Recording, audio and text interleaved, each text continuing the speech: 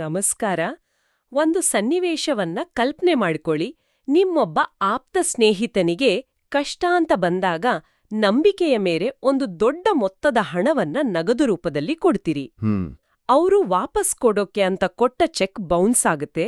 ನೀವು ಕೋರ್ಟ್ಗೆ ಹೋದ್ರೆ ನಿಮ್ಮ ಸ್ನೇಹಿತನೇ 20,000ಕ್ಕಿಂತ ಹೆಚ್ಚು ಕ್ಯಾಶ್ ಕೊಡೋದೇ ತಪ್ಪು, ಸೊ ನಾನು ವಾಪಸ್ ಕೊಡ್ಬೇಕಾಗಿಲ್ಲ ಅಂತ ವಾದ ಮಾಡಿದ್ರೆ ಅಬ್ಬಾ, ಎಂತ ಶಾಕ್ ಆಗತ್ತೆ ಅಲ್ವಾ? ಖಂಡಿತ.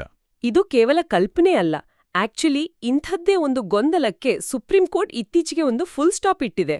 ಓ, ಯಾವ ಪ್ರಕರಣದಲ್ಲಿ? ಸಂಜಯ್ ಬಿಜ್ತಾರಿ ಮತ್ತು ಕಿಶೋರ್ ಎಸ್ ಬೋರ್ಕರ್ ಅನ್ನೋ ಕೇಸ್ನಲ್ಲಿ. ಇಲ್ಲೂ ಆಗಿದ್ದೇ ಇದು.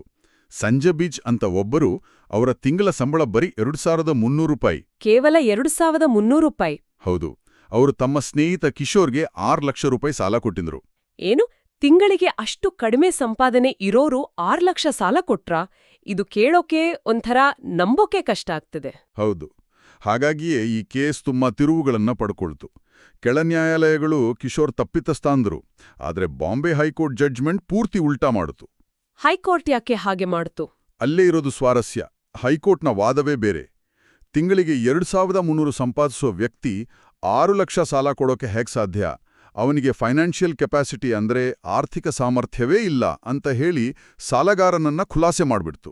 ಒಂದ್ ನಿಮಿಷ.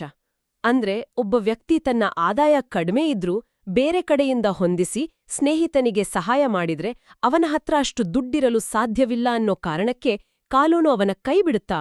ಇದು ತುಂಬಾನೇ ಅನ್ಯಾಯ ಅಲ್ವಾ? ನಿಖರವಾಗಿ. ಇದೇ ಪಾಯಿಂಟ್ ಮೇಲೆ ಸುಪ್ರೀಂ ಕೋರ್ಟ್ ಎಂಟ್ರಿ ಕೊಟ್ಟಿದ್ದು. ಅದು ಹೈಕೋರ್ಟ್ ತೀರ್ಪನ್ನ ರದ್ದು ಮಾಡಿ ನೆಗೋಷಿಯಬಲ್ ಇನ್ಸ್ಟ್ರೂಮೆಂಟ್ಸ್ ಆಕ್ಟ್ನ ಸೆಕ್ಷನ್ 139ನ ಪ್ರಾಮುಖ್ಯತೆಯನ್ನ ಒತ್ತಿ ಹೇಳಿತು. ಸೆಕ್ಷನ್ 139 ಅದೇನದು? ಅದರ ಪ್ರಕಾರ ಒಮ್ಮೆ ಚೆಕ್ ಮೇಲಿರೋ ಸಹಿ ನಂದೇ ಅಂತ ಒಪ್ಕೊಂಡ್ರೆ ಆ ಚೆಕ್ಕಿಗೆ ಪ್ರತಿಯಾಗಿ ಒಂದು ಸಾಲ ಇದೆ ಅಂತಾನೆ ಕಾನೂನು ಭಾವಿಸುತ್ತೆ. ಇದಕ್ಕೆ ಲೀಗಲ್ ಪ್ರಿಸಂಪ್ಷನ್ ಅಂತಾರೆ. ಓಹೋ, ಹಾಗಾದ್ರೆ ಚೆಕ್ ಅನ್ನೋದು ಒಂದು ರೀತಿ ಪ್ರಬಲವಾದ ಸಾಕ್ಷಿ. ಅದನ್ನು ಸುಳ್ಳು ಅಂತ ಸಾಬೀತು ಮಾಡೋ ಜವಾಬ್ದಾರಿ ಪೂರ್ತಿಯಾಗಿ ಚೆಕ್ ಕೊಟ್ಟವರ ಮೇಲೆ ಇರುತ್ತೆ, ಸರಿನಾ? ಹೌದು. ಬರೀ ಬಾಯಿ ಮಾತಲ್ಲಿ ಹೇಳಿದ್ರೆ ಸಾಲದು, ಅದಕ್ಕೆ ಗಟ್ಟಿಯಾದ ಪುರಾವೆ ಬೇಕು. ಈ ಕೇಸ್ನಲ್ಲಿ ಸಂಜಯ್ ಬಿಜ್ ತನ್ನ ತಂದೆಯಿಂದ ಬ್ಯಾಂಕಿನಿಂದ ಹಣ ತಂದು ಕೊಟ್ಟಿದ್ದೀನಿ ಅಂದಿದ್ರು. ಆದರೆ ಕಿಶೋರ್ ಅದರ ಬಗ್ಗೆ ಅನುಮಾನ ವ್ಯಕ್ತಪಡಿಸಿದ್ನೇ ಹೊರತು ತಾನು ಸಾಲವನ್ನೇ ಪಡೆದಿಲ್ಲ ಅಂತ ಪ್ರೂವ್ ಮಾಡಕ್ಕಾಗ್ಲೇ ಇಲ್ಲ. ಸರಿ, ಇಲ್ಲೇ ನನಗೆ ಒಂದು ದೊಡ್ಡ ಡೌಟ್ ಬರೋದು. ಆದಾಯ ತೆರಿಗೆ ಕಾಯ್ದೆಯ ಸೆಕ್ಷನ್ 269 SS ಪ್ರಕಾರ 20,000 ರೂಪಾಯಿಗಿಂತ ಹೆಚ್ಚು ಕ್ಯಾಶ್ ವ್ಯವಹಾರ ಮಾಡೋದು ತಪ್ಪು, ಹೌದು? ಹೌದು. ಹಾಗಾದ್ರೆ ಆ ನಿಯಮ ಮುರಿದು ಕೊಟ್ಟ ಸಾಲ ಅದು ಕಾನೂನುಬಾಹಿರ ಆಗೋದಿಲ್ವಾ? ಅದನ್ನ ವಾಪಸ್ ಕೇಳೋ ಹಕ್ಕೇ ಇರೋದಿಲ್ವಾ? ಇದು ಈ ಇಡೀ ಪ್ರಕರಣದ ಕೇಂದ್ರ ಬಿಂದು. ಸುಪ್ರೀಂ ಕೋರ್ಟ್ ಇದಕ್ಕೆ ತುಂಬಾನೇ ಸ್ಪಷ್ಟವಾದ ಉತ್ತರ ಕೊಟ್ಟಿದೆ. ನೋಡಿ, ಆದಾಯ ತೆರಿಗೆ ಕಾಯ್ದೆಯ ಉದ್ದೇಶ ಕಪ್ಪು ಹಣದ ಚಲಾವಣೆ ತಡೆಯೋದು. ಓಕೆ, ಆ ನಿಯಮವನ್ನ ಉಲ್ಲಂಘಿಸಿದ್ರೆ ಇನ್ಕಮ್ ಟ್ಯಾಕ್ಸ್ ಡಿಪಾರ್ಟ್ಮೆಂಟ್ ನಿಮಗೆ ದಂಡ ಹಾಕಬಹುದು, ಅಷ್ಟೇ. ಅದರಿಂದ ನೀವು ಕೊಟ್ಟ ಸಾಲದ ಒಪ್ಪಂದವೇ ರದ್ದಾಗಲ್ಲ. ವಾವ್! ಅಂದ್ರೆ ತೆರಿಗೆ ನಿಯಮ ಉಲ್ಲಂಘನೆ ಅನ್ನೋದು ಬೇರೆ ವಿಷಯ, ಸಾಲ ತೀರಿಸ್ಬೇಕಾದ ಜವಾಬ್ದಾರಿ ಅನ್ನೋದು ಬೇರೆ ವಿಷಯ. ಎರಡನ್ನೂ ಮಿಕ್ಸ್ ಮಾಡೋ ಹಾಗಿಲ್ಲ. ಕರೆಕ್ಟ್. ಈ ಒಂದು ತೀರ್ಪು ಈ ಹಿಂದೆ ಇದ್ದ ಕೆಲವು ಹೈಕೋರ್ಟ್ ತೀರ್ಪುಗಳನ್ನ ತಳ್ಳಿ ಹಾಕಿದೆ. ಇದು ಕ್ಯಾಶ್ ಲೋನ್ ಕೊಟ್ಟವರಿಗೆ ಒಂದು ದೊಡ್ಡ ನಿರಾಳತೆ ತಂದಿದೆ. ಹೌದು.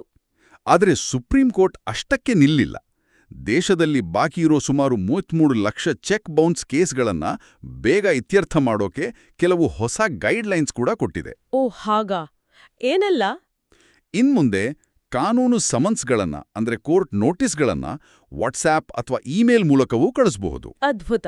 ಇದು ಪ್ರಾಸೆಸ್ ಅನ್ನ ತುಂಬಾ ಫಾಸ್ಟ್ ಮಾಡುತ್ತೆ ಅಲ್ವಾ? ಖಂಡಿತ. ಜೊತೆಗೆ ಕೇಸನ್ನ ಬೇಗ ರಾಜಿ ಮಾಡ್ಕೊಳ್ಳೋಕೆ ಪ್ರೋತ್ಸಾಹಿಸಲು ಕಾಂಪೌಂಡಿಂಗ್ ಕಾಸ್ಟ್ ಅಂದ್ರೆ ರಾಜಿ ಶುಲ್ಕವನ್ನ ಕಡಿಮೆ ಮಾಡಲಾಗಿದೆ. ಅದೆಂಗೆ? ಅಂದ್ರೆ ಪ್ರಕರಣದ ಆರಂಭದಲ್ಲೇ ಹಣ ವಾಪಸ್ ಕೊಡೋಕೆ ಒಪ್ಪಿದ್ರೆ ಯಾವುದೇ ಹೆಚ್ಚುವರಿ ದಂಡ ಇರಲ್ಲ. ತಡ ಮಾಡಿದಷ್ಟು ದಂಡದ ಪ್ರಮಾಣ 5%ರಿಂದ 10%ವರೆಗೂ ಜಾಸ್ತಿಯಾಗುತ್ತೆ. ಹಾಗಾದ್ರೆ ಒಟ್ಟಾರೆಯಾಗಿ ಈ ತೀರ್ಪಿನಿಂದ ನಾವು ಕಲಿಯಬೇಕಾದ ಪ್ರಮುಖ ಪಾಠಗಳೇನು?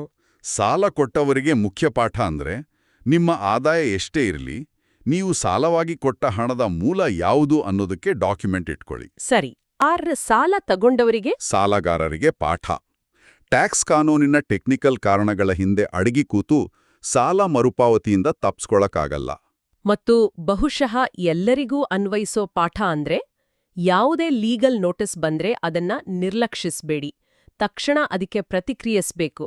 ಮೌನವೇ ಕೆಲವೊಮ್ಮೆ ನಮ್ಮ ವಿರುದ್ಧ ಹೋಗ್ಬೋದು. ಖಂಡಿತ. ಈ ತೀರ್ಪು ತೆರಿಗೆ ಕಾನೂನು ಮತ್ತು ಕ್ರಿಮಿನಲ್ ಕಾನೂನನ್ನು ಸ್ಪಷ್ಟವಾಗಿ ಬೇರ್ಪಡಿಸಿದೆ.